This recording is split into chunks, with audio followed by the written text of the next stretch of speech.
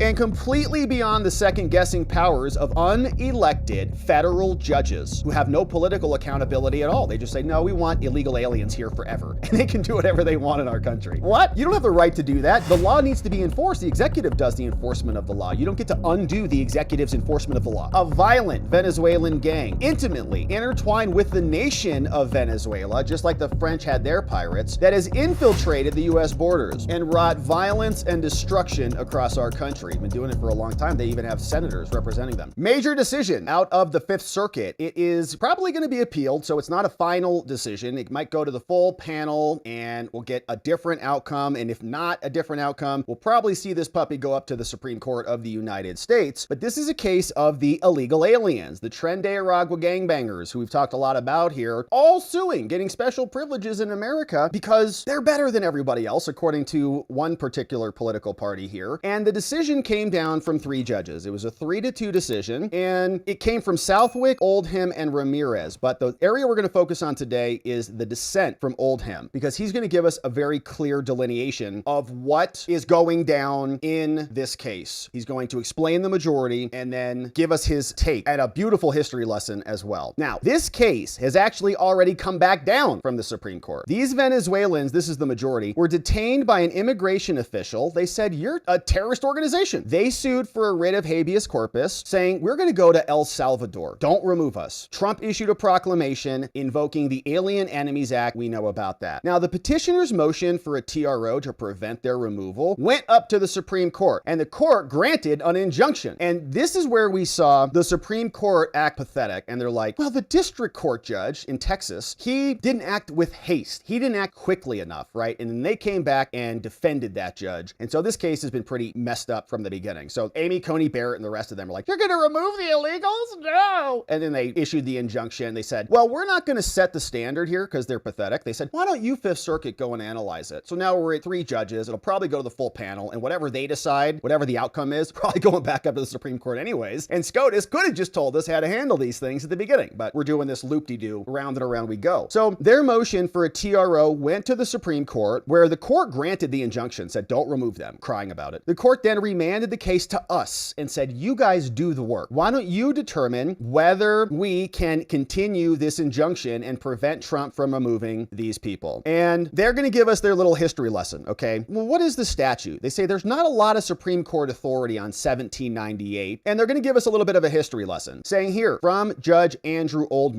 and this is a banger. For 227 years, every president of every political party has enjoyed the same broad powers to repel threats to our nation under the Alien Enemies Act. 227 years, everyone. And from the dawn of our nation until President Trump took office a second time, courts have never second-guessed the president's invocation of that act. Not once. The reason is simple. Determining whether the AEA's preconditions are satisfied, whether Trump can use the law, whether there is a declared war or any invasion or predatory incursion that's being perpetrated, attempted, or threatened against the United States, it depends upon matters of political judgments for which judges have neither the technical competence nor the official responsibility. They don't get to do the president's job for the president, even if they want to, and even if Amy Coney Barrett's very upset about it. Time and time again, says this judge, the Supreme Court has instructed that the president's declaration of an invasion, an insurrection, or incursion is conclusive, final, in italics, and completely beyond the second-guessing powers of unelected federal judges who have no political accountability at all. They just say, no, we want illegal aliens here forever, and they can do whatever they want in our country. What? You don't have the right to do that. The law needs to be enforced. The executive does the enforcement of the law. You don't get to undo the executive's enforcement of the law. That rule does not apply only to presidents. It also applies to governors, okay? In a famous case from the 1930s, the governor of Texas declared an insurrection because some oil barons in East Texas were pumping too much crude. Supreme Court addressed that. It seems patently absurd to call profit-maximizing business practices an insurrection, but that's irrelevant, okay? They called an insurrection. Supreme Court said that's fine. But that's irrelevant. The Supreme Court unanimously held, even in Texas, by virtue of his duty to cause the laws to be faithfully executed, the executive is appropriately vested with the discretion to determine whether an exigency requiring military aid for that purpose has arisen. And his decision to that effect, he writes, is conclusive because it's their job to make the decision. It's not the judge's job that the judge delegates to the executive and says, well, we'll allow you to do that. We like what you're doing there. For President Trump, however, the rules are different. Yeah, we've noticed that a lot. Thank you for saying that, Judge. Today, the majority holds that the President, Trump, is just an ordinary civil litigant. His declaration of a predatory incursion is not conclusive. It's just like his opinion, and far from it. Rather, they say President Trump must plead sufficient facts, as he were like some run-of-the-mill plaintiff in a breach of contract case. What? To convince a federal judge that the president is entitled to relief? That contravenes over 200 years of legal precedent, says this judge. And it transmogrifies the least dangerous branch into robed crusaders who get to play act as multitudinous commanders-in-chief. I respectfully, but emphatically dissent. Amazing. It's exactly right. Robed crusaders. They think that they're the president. I'm the president now. I'm Judge Giacab. I respectfully, but emphatically dissent. By way of background, he says, let's talk about the AEA claims in this case, okay? Congress passed the Alien Enemies Act, Trump is now invoking, when our young nation was in the midst of a national security crisis. The statute's historical background gives important meaning to this. As George Washington's second term drew to a close, relationships with France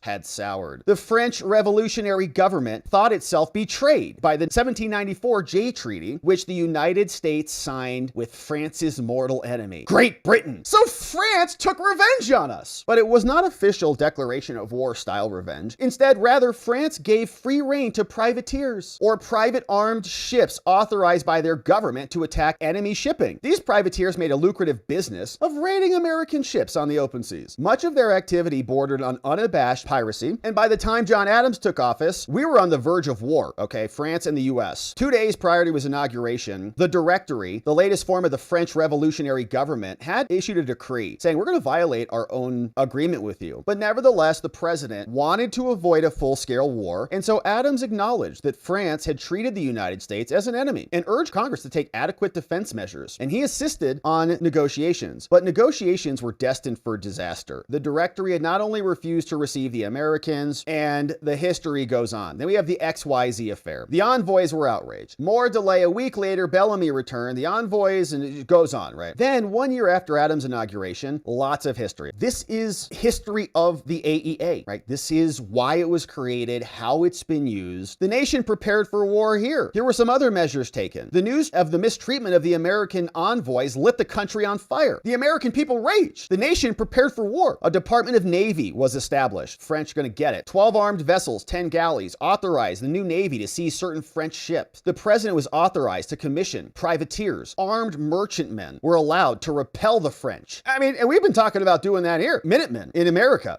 see how that goes. A Marine Corps was established. The regular army augmented by an additional 12,000 men. A provisional army, 10,000 men, and many others, right? A lot of people talking about those things. That was kind of the founding of the country, local militias and things like that. We had a lot more responsibility for our own security. Now, these measures launched that would become known as the Quasi-War, and the Alien Enemies Act was one way to fight back against France. The AEA traded on a familiar concept from the laws of nations, saying all members of a nation, when you're at war, become enemies of the member of the other nation, and things get pretty aggressive. But the act focused on invasions. Southerners were gripped with fear. They believed the French were going to invade the southern coast. Southerners were not alone.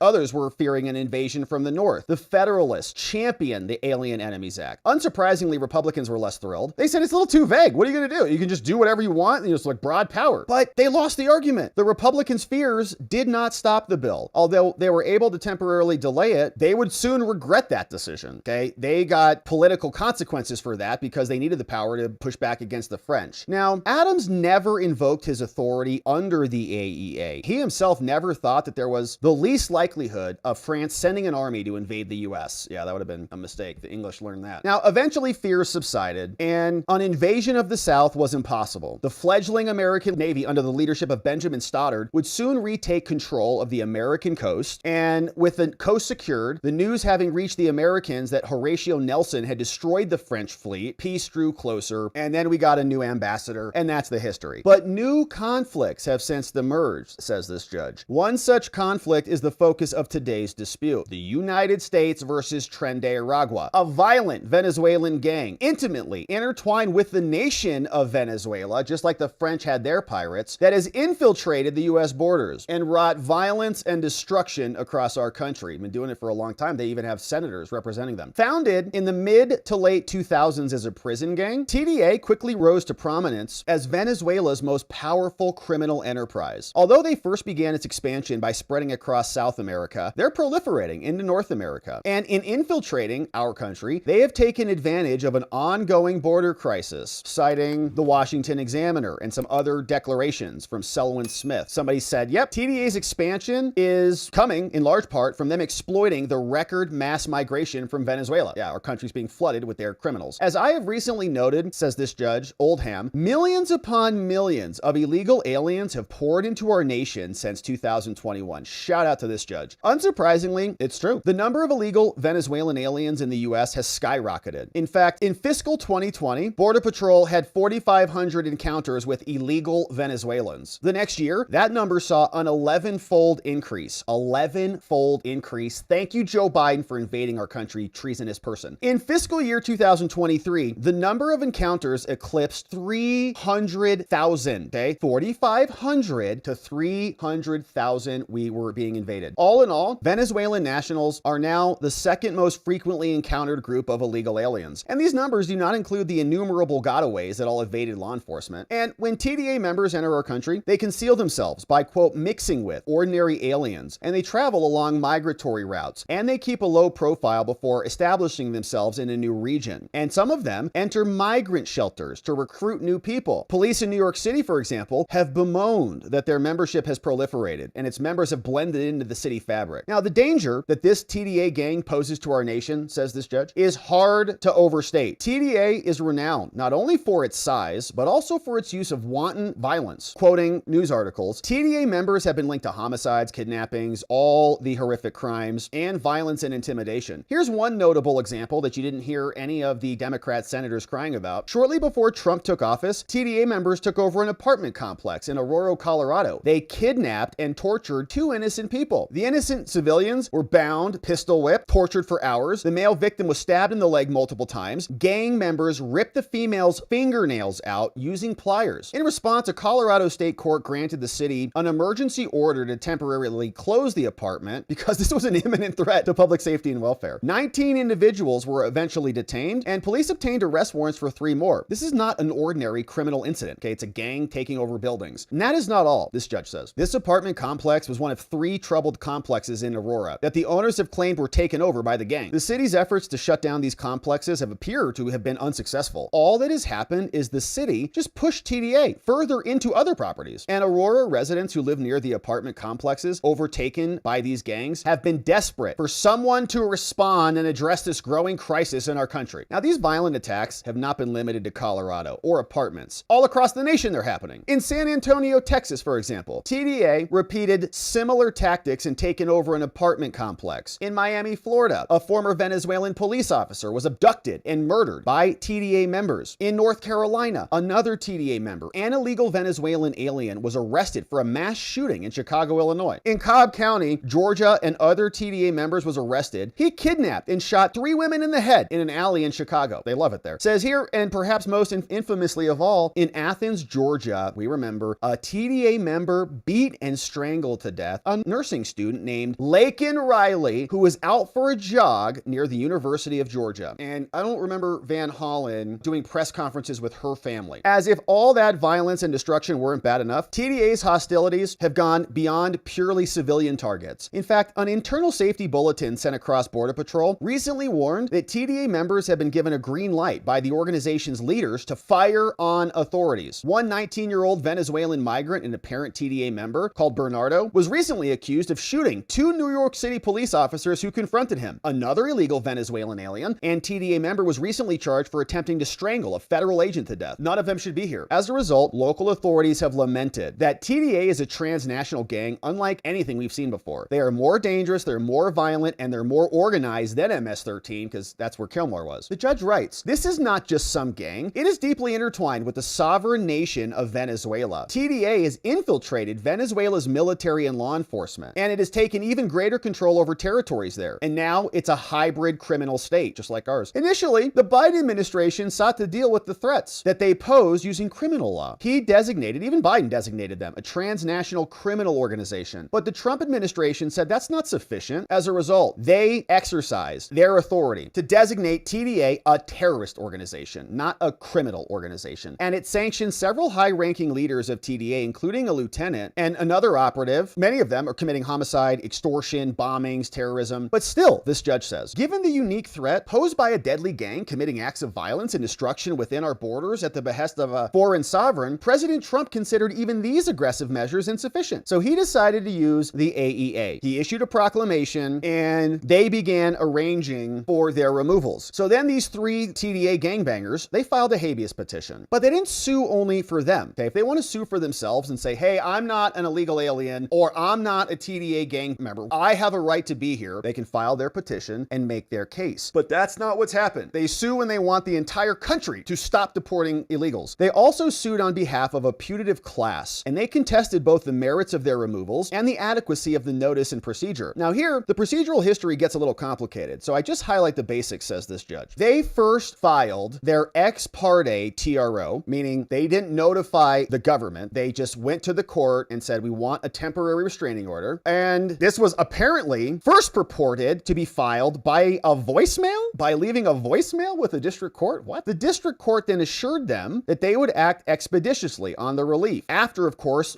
hearing from the government, because they have a say in this. The district court also assured the illegals and their lawyers that none of them would be removed pending the court's decision. Now that should have assured an orderly resolution of the case, but it didn't. We remember this. This whole case was really pretty disgusting. We were pretty grossed out by what the Supreme Court did. Let's see if he gets to it. Alas, it did not. At 12:48 on Good Friday, petitioners filed another emergency motion, and they demanded, these are these former ACLU lawyers and things, demanded an emergency status conference and an emergency relief issued that very day. What happened next is wild, and it's wild to see a judge using the word wild. It's great. Approximately 133 minutes after the plaintiffs filed their motion, 133 minutes, the gangbang lawyers sue. 133 minutes later, like a bad movie, and 90 minutes after the party imposed deadline that they submitted, they filed a notice of appeal. So the lower level judge doesn't even have a say because they didn't like that judge. They informed the court that they are appealing the order that was denying their TRO, but the judge never denied anything, as well as for the constructive denials, right? So he didn't actually officially deny your motion, but he hasn't ordered anything yet. And so you say, since I need an answer right now, that's a constructive denial. Then they got a secondary motion as well. Now, our court denied relief. We said there's no appellate jurisdiction here. There's no final order. He didn't even order you anything. So they went to the Fifth Circuit Court of Appeals. And then they also leapfrogged. So then the Supreme Court, for its part, this went up to them, granted the entire putative class, all of the TDA gangbangers, temporary injunctive relief, grounded in the court's view from Amy Coney Barrett and the libs of the constitutional inadequacy of the original notice about these gangbanger removals. The Supreme Court also granted a writ, held the Fifth Circuit did have jurisdiction, vacated our judgment, and shoved it back down in our faces. On remand, they said, we have been instructed to address these two questions. Tell us about their habeas claims and what notice is due. The Supreme Court doesn't even want to say it. They're just like, you did a very bad thing. Well, how come? You didn't give notice. Well, what should notice be? Well, I don't know. You guys figure it out. But what we saw was bad. Pathetic. The named petitioners are not entitled to an injunction, says this judge. They raise two challenges. They say there is no invasion and that TDA is not a nation or a government, but they fail on both accounts. On neither front can we countermand the president's assessment. As far as they challenge this, they say that they're not even members of TDA. That also fails. So the named plaintiffs are not going to win, and that's enough to affirm the lower level judge's denial of the injunction. But there's also another reason. They haven't even met the standards. He says for over 200 years, courts have recognized the AEA vests sweeping discretionary powers in the executive. And at least until President Trump took office, courts had never countermanded the president's determination of an invasion or other similar hostile activity. Never. But now they are. He says start with Ludke versus Watkins. That case says that political branches, not the courts, decide the proclamation standards. And then he says it fits with 200 years of Supreme Court precedent. And so he walks us through the history, and I think we get the point of it, but Ludke arose during World War II, and a bunch of presidential powers were invoked. Ludke controls this case. The president himself has the power and determined that there is a threat. Countermanding that determination means the courts would be assuming the functions of the political branches. That's not their job. And it also exceeds our technical competence, okay? As Justice Story wrote for the court nearly 200 years ago, in a case to which I will return to soon, the evidence upon which the president might decide that there's a danger might be of a nature not constituting strict technical proof. Yeah, decisions have uncertainty to them. That's why they should be held by the people who make the political decisions, because they're the ones who are politically accountable. Judges are not. They got permanent life tenure. We judges could spend 1,000 years studying constitutional theory, and we would still have zero ability to predict certain things. And the president ultimately has the power.